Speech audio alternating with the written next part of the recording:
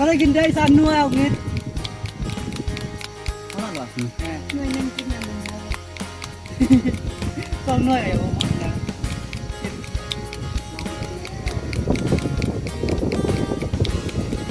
ทำไมถึงเซ็กินน้ำเลย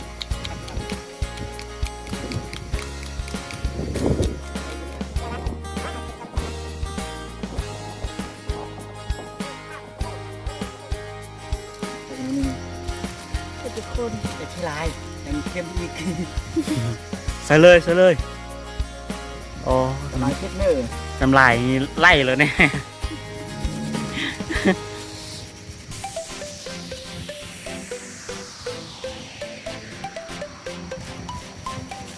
ไปหมดเลย เฮ็ดเขาบอกไว้ก่อนมาดูเดี๋ยวแล้ว ก็แล้วสลายเข็ม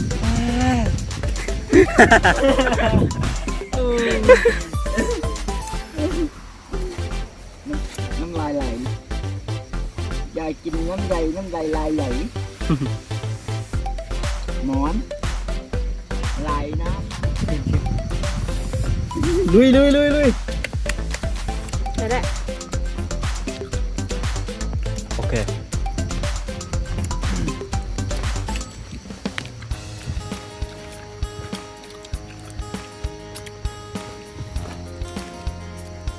5 นาทีจบ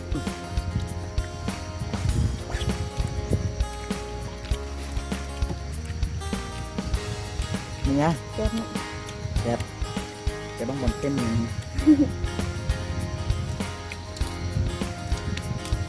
หมดจัง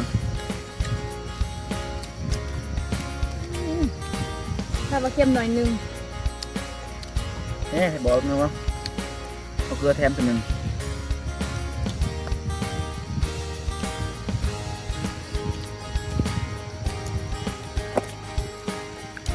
หมอนไหลน้ำมา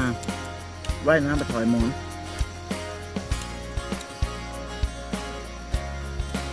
จะยินดีใช่ไหม ก๊อก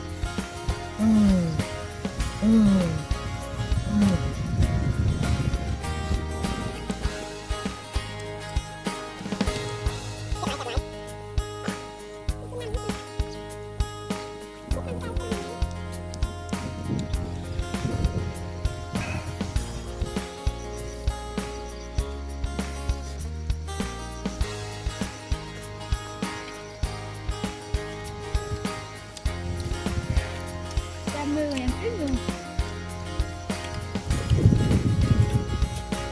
ทำตัวถ่ายเอาละ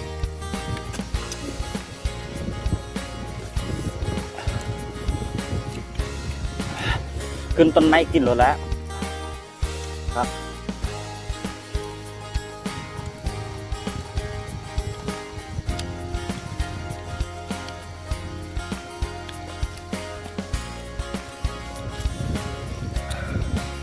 5 นาทีเกลี้ยงเลย